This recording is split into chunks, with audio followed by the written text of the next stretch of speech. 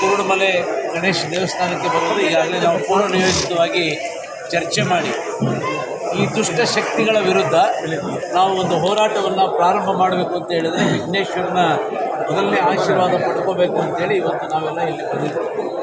ದುಷ್ಟಶಕ್ತಿಗಳು ಒಳಗಿನ ದುಷ್ಟಶಕ್ತಿಗಳು, ಹೊರಗಿನ ದುಷ್ಟಶಕ್ತಿಗಳು ಎರಡಿದ್ದಾವೆ. ಒಳಗಡೆ ಇದ್ದು ಚೂರಿ ಹಾಕೋರು ಇದ್ದಾರಲ್ಲ, ಭಾಳ ಡೇಂಜರ್. ಕಿತ್ತು ರಾಣಿ ಚೆನ್ನಮ್ಮಗೆ ಮೋಸ ಮಾಡಿದ್ದು ಮಲ್ಲಪ್ಪ ಶೆಟ್ಟಿ, ಇವನ್ ಟಿಪ್ಪು ಸುಲ್ತಾನ್ಗೆ ಮೋಸ ಮಾಡಿದ್ದು ಮೀರ್ ಸಾದಿಕ್ ಅಲ್ವಾ. ಈ ಥರ ಈ ಬಿ ಜೆ ಪಿ ಪಕ್ಷದಲ್ಲಿ ಇದ್ಕೊಂಡು ಬಿ ಜೆ ಪಿ ಪಕ್ಷದ ಶಾಲ್ಗಳನ್ನು ಹಾಕ್ಕೊಂಡು ಬಿ ಜೆ ಪಿ ಪಕ್ಷದ ಲೆವೆಲ್ನಲ್ಲಿ ಇವತ್ತು ಬಿ ಜೆ ಪಿ ನಾಯಕರ ವಿರುದ್ಧ, ಅದು ರಾಜ್ಯಾಧ್ಯಕ್ಷರ ವಿರುದ್ಧ, ಈಗ ನಮ್ಮ ರೇಣುಕಾಚಾರ್ಯ ಅವರು ಹೇಳಿದಾಗೆ ರಾಜ್ಯಾಧ್ಯಕ್ಷರ ವಿರುದ್ಧ ಮಾತಾಡೋದು ಒಂದೇ, ರಾಷ್ಟ್ರಾಧ್ಯಕ್ಷರ ವಿರುದ್ಧ ಮಾತಾಡೋದು ಒಂದೇ, ಅಮಿತ್ ಶಾಜಿ ಬಗ್ಗೆ ಮಾತಾಡೋದು ಒಂದೇ, ನರೇಂದ್ರ ಮೋದಿ ಅವ್ರ ಬಗ್ಗೆ ಮಾತಾಡೋದು ಒಂದೇ. ನಿಮಗೆ ತಾಕತ್ತಿದ್ದರೆ ಅವ್ರ ಹತ್ರ ಹೋಗಿ ಮಾತಾಡಿ. ಅದನ್ನು ಬಿಟ್ಟು ಪ್ರಚಾರ ಗೀಳಿಗೆ ಇವತ್ತು ಪ್ರಚಾರದ ಹುಚ್ಚು ಹಿಡಿದಿದೆ ಅವ್ರಿಗೆ ಯಾರ ಬಗ್ಗೆ ಮಾತಾಡಿದ್ರು ಕೂಡ ಅವ್ರದ್ದು ಗೊತ್ತು, ಅವ್ರು ತೆಗಿತೀರಿ. ಏನು ತೆಗಿತೀರಿ ನೀವು? ನಿಮ್ಮ ತಕ್ಕಂತ ಹೋದರೆ ನೀವು ಇಲ್ಲೆಲ್ಲೂ ಓಡಾಡೋಕ್ಕಾಗಲ್ಲ. ರಸ್ತೆಯಲ್ಲಿ ಜನ ಚೀತು ಅಂತ ಉಗಿತಾ ಇದ್ದಾರೆ. ಇವತ್ತು ರಾತ್ರಿ ಹಗಲು ಬಿಜಾಪುರ, ನಿನ್ನೆ ಸಾಕಷ್ಟು ಫೋನ್ಗಳು ಬಿಜಾಪುರದಿಂದ ಬರ್ತಾ ಇದ್ದಾವೆ, ಆ ಯತ್ನಾಳ್ ಬಾಯಿ ಮುಚ್ಚಿರಿ ಅಂತ. ಇವತ್ತು ಬೆಳಗ್ಗೆ ಕೂಡ ಎಲ್ಲ ಕಡೆಯಿಂದ ಇದೆ. ಯಾಕೆಂದರೆ ಯಾರು ನಿಜವಾದ ಪಕ್ಷದ ಕಾರ್ಯಕರ್ತರಿದ್ದಾರೆ ಅವ್ರಿಗೆ ಇವತ್ತು ನೋವಾಗ್ತಾ ಇದೆ. ನಮ್ಮ ಪಕ್ಷದ ಬಗ್ಗೆ ಇಷ್ಟು ಹಗುರವಾಗಿ ಮಾತಾಡಿಕೊಂಡು ಬೇರೆಯವರಿಗೆ ಆಹಾರ ಆಗ್ತಾ ಇದ್ದಾರೆ ಅನ್ನೋ ದೃಷ್ಟಿಯಲ್ಲಿ ಇವತ್ತು ಕಾರ್ಯಕರ್ತರು ಸಿಡಿದೆದ್ದಿದ್ದಾರೆ. ಆ ದೃಷ್ಟಿಯಿಂದ ನಾವು ಇವತ್ತಿನಿಂದ ಅವರ ವಿರುದ್ಧ ಇಡೀ ಪಕ್ಷ ಇವತ್ತು ವಿಜೇಂದ್ರ ಅವರ ಬೆನ್ನಿಗಿದೆ. ಇಡೀ ಪಕ್ಷ ಇವತ್ತು ಭಾರತೀಯ ಜನತಾ ಪಕ್ಷದ ಪರವಾಗಿದೆ. ಅವ್ರ ಪರವಾಗಿ ಯಾರೂ ಇಲ್ಲ. ಅವ್ರ ಪರವಾಗಿ ಯಾರು ನಿರಾಶೆ ಆಗಿ ಇವತ್ತು ಹತಾಶರಾಗಿ ಎಲ್ಲಿ ಹೋಗ್ತಾರೆ ಅಲ್ಲಿ ಬಾಯಿಗೆ ಬಂದಂಗೆ ಮಾತಾಡ್ಕೊಂಡು ಹೋಗ್ತಾ ಇದ್ದಾರೆ.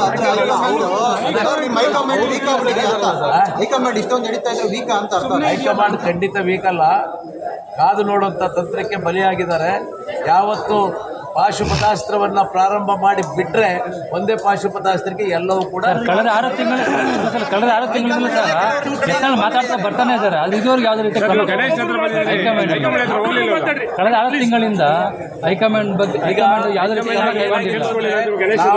ನಾವು ಬಹಳ ಗೌಪ್ಯವಾಗಿ ಸೌಮ್ಯವಾಗಿದ್ವಿ. ಏನೋ ಮಾತಾಡ್ತಾರೆ, ಉಳಿದವರೆಲ್ಲ ಬಗೆಹರಿಸ್ತಾರೆ ಅಂಥೇಳಿ. ಆದರೆ ಇವರೇನು ಮಾಡ್ತಾ ಇದ್ದಾರೆ, ಪಕ್ಷದ ಬುಡಕೆ ಇವತ್ತು ಕೊಡ್ಲಿ ಪೆಟ್ಟು ಹಾಕುವಂಥ ಕೆಲಸ ಮಾಡ್ತಾ ಇದ್ದಾರೆ. ಪಕ್ಷದ ಹೆಸರಿನಲ್ಲಿ ಇಟ್ಕೊಂಡು ಪಕ್ಷದ ಬುಡಕೆ ಕೊಡ್ಲಿ ಪೆಟ್ಟು ಹಾಕಕ್ಕೆ ಬಂದಾಗ ಇದು ಪಕ್ಷಕ್ಕೆ ಒಂದೇ ಅಲ್ಲ, ಪಕ್ಷದಾಗಿರೋ ನಾವೆಲ್ಲಗಳು ಏನಿದ್ದೇವೆ, ನಮ್ಮ ಕಾರ್ಯಕರ್ತರುಗಳು ಏನಿದ್ದಾರೆ ಅವರೆಲ್ಲರಿಗೂ ಕೂಡ ಇವ್ರು ಕೊಲೆ ಮಾಡಿದಾಗ ಆಗ್ತದೆ.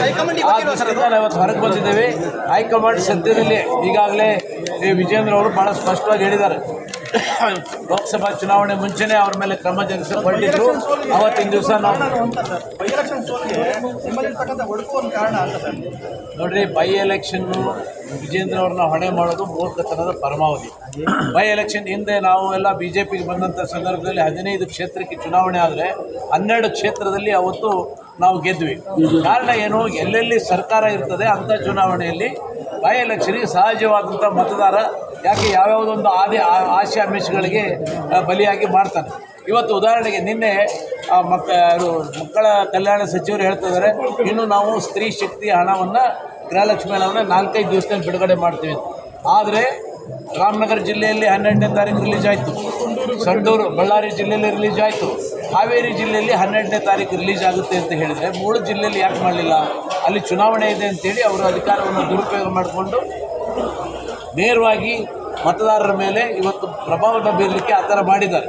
ಅದೇ ರೀತಿ ಇವತ್ತು ಅಧಿಕಾರವನ್ನು ದುರುಪಯೋಗ ಮಾಡಿಕೊಂಡು, ಹಣವನ್ನು ದುರುಪಯೋಗ ಮಾಡಿಕೊಂಡು ಕಾಂಗ್ರೆಸ್ ಪಕ್ಷ 3 ಸ್ಥಾನ ಗೆದ್ದ ತಕ್ಷಣ ಏನು ಇಡೀ ಜಗತ್ತನ್ನೇ ಗೆದ್ದಾಗ ಅಲ್ಲ. ಮೊನ್ನೆ ನಾವು ಕೂಡ 18 ಸ್ಥಾನವನ್ನು ಕಾಂಗ್ರೆಸ್ ಸರ್ಕಾರ ಕರ್ನಾಟಕದಲ್ಲಿ ಆಡಳಿತದಲ್ಲಿ ಇದ್ದರೂ ಕೂಡ 18 ಸ್ಥಾನಗಳನ್ನು MP ಚುನಾವಣೆಯಲ್ಲಿ ನಾವು ಗೆದ್ದಿದ್ದೇವೆ. ಮುಂದಿನ ಚುನಾವಣೆಯಲ್ಲಿ ಭಾರತೀಯ ಜನತಾ ಪಕ್ಷದ ಗೆಲುವು 100ಕ್ಕೆ 100 ನಿಶ್ಚಿತ. ಯತ್ನಾಳ್ ಅವರ ಆರೋಪ ಏನಂತ ಹೇಳಿದ್ರೆ, ಕಾಂಗ್ರೆಸ್ ಸರ್ಕಾರದ ಹೊತ್ತಿಗೆ ಸಿದ್ದರಾಮಯ್ಯ ಜೊತೆ ಒಳ ಒಪ್ಪಂದ ಮಾಡ್ಕೊಂಡಿದೆ ವಿಜೇಂದ್ರ ಟೀಮ್ ಅಂತ ಒಂದು ಆರೋಪ, ದೊಡ್ಡ ಆರೋಪ. ನಾನೇ ಹೇಳಿದ್ದೀನಿ ಮೊನ್ನೆ, ಯತ್ನಾಳ್ ಅವರು ಇವತ್ತು ಗೆದ್ದಿರೋದು, ಇವತ್ತು ಬೆಳಗ್ಗೆ ರೇಣುಕಾಚಾರ್ಯ ಅವರು ಹೇಳಿದರು, ಬಿಜಾಪುರ ಜಿಲ್ಲೆಯ ಮಂತ್ರಿಗಳ ಜೊತೆಗೆ ಕಾಂಗ್ರೆಸ್ ಮಂತ್ರಿಗಳ ಜೊತೆಗೆ ಪ್ರಭಾವಿ ಸಚಿವರ ಜೊತೆಗೆ ಒಳ ಒಪ್ಪಂದ ಮಾಡಿಕೊಂಡು ಅಲ್ಲಿ ಇದ್ದವ್ರನ್ನೆಲ್ಲ ಸೋಲಿಸಿ ಇವ್ರು ಮಾತ್ರ ಹಿಂದೂಗಳ ಹೆಸರಿನಲ್ಲಿ ಇವತ್ತು ಗೆದ್ಕೊಂಡು ಬರ್ತಾ ಇದ್ದಾರೆ ಹೊರತು ಅವರೇನು ನಿಜವಾದ ಗೆಲುವಲ್ಲ. ಹೊರಗೆ ಬಂದು ನೋಡಲಿ, ನಿಂತು ಅವಾಗ ಗೊತ್ತಾಗುತ್ತೆ ಅವ್ರ ತಾಕತ್ತಲ್ಲಿ ಒಳ ಒಪ್ಪಂದ ಮಾಡ್ಕೊಂಡಿರೋದೆಲ್ಲ ಪದೇ ಪದೇ ಹೇಳ್ತಾ ಇರ್ತಾರೆ. ಯಾವ ಒಳ ಒಪ್ಪಂದ ಇಲ್ಲ, ಹೊರ ಒಪ್ಪಂದ ಇಲ್ಲ, ನಮ್ದೇನಿದ್ರು ನೇರ ಅಷ್ಟೇ. ಬಿಜೆಪಿ ನಾವ್ಯಾರು BJP ಇಬ್ಬಾಗ ಮಾಡ್ತಾ ಇಲ್ಲ, ನಾವೆಲ್ಲ BJP ಪರವಾಗಿದ್ದೇವೆ. ಪಕ್ಷದ ಪರವಾಗಿದ್ದೇವೆ. ನಾವು ಯಾರು ಕೂಡ ಪಕ್ಷದ ಆದೇಶ, ಪಕ್ಷದ ಅಧ್ಯಕ್ಷರ ವಿರುದ್ಧ ಯಾರು ಕೂಡ ಇಲ್ಲ. ಅವ್ರ ರೀತಿ ನಾವು ಯಾರು ಕೂಡ ಪಕ್ಷದ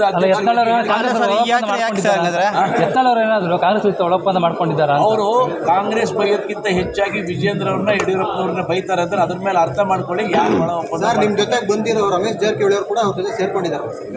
ಏನೋ ಅವ್ರಿಗೆ ಗೊತ್ತಿಲ್ಲ, ಯಾಕೆ ಯಾವತ್ತು ಏನೇನಾಗುತ್ತೋ ಗೊತ್ತಿಲ್ಲ. ಸಲ ಈಗ ನಿಮ್ದೊಂದು ಟೀಮು ಅವ್ರದ್ದೊಂದು ಟೀಮ್ ಆದರೆ ಬಿಜೆಪಿ ಎರಡಾಗಿ ಪಕ್ಷ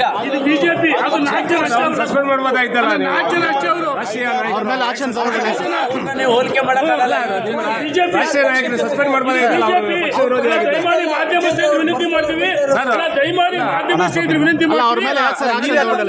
ನಿಮ್ಮ ಯಾತ್ರೆ ಯಾಕೆ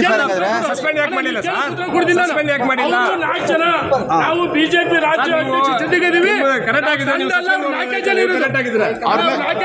ಅವ್ರ ಮೇಲೆ ಶಿಸ್ತು ಕ್ರಮ ಯಾಕೆ ಕೈಗೊಂಡಿಲ್ಲ ಸರ್? ಯಾರು ಸಪೋರ್ಟ್ ಸರ್? ಹೈಕಮಾಂಡ್ ಅಲ್ಲಿ ಯಾರು ಸಪೋರ್ಟ್ ಇದ್ದಾರೆ? ಕಾಂಗ್ರೆಸ್ ಮುಖವಾಣಿಯಾಗಿ ಕೆಲಸ ಮಾಡ್ತಾರೆ. 100 ಕಾಂಗ್ರೆಸ್ ಮುಖವಾಣಿ ಅವರು ಸೋನಿಯಾ ಗಾಂಧಿ, ರಾಹುಲ್ ಗಾಂಧಿ ಅವರಿಗೆ ಬಿಜೆಪಿ ಹಾಳು ಮಾಡೋಕ್ಕೆ ಸುಪಾರಿ ಕೊಡ್ತಾರೆ. ತಕ್ಷಣ ನಮ್ಮ ರಾಷ್ಟ್ರೀಯ ನಾಯಕ ಆಕ್ಷೇಪ ಧನ್ಯವಾದಗಳು. ಅಲ್ಲ, ನಿಮ್ಮ ಯಾತ್ರೆ ಯಾಕೆ ಸರ್ ಈಗ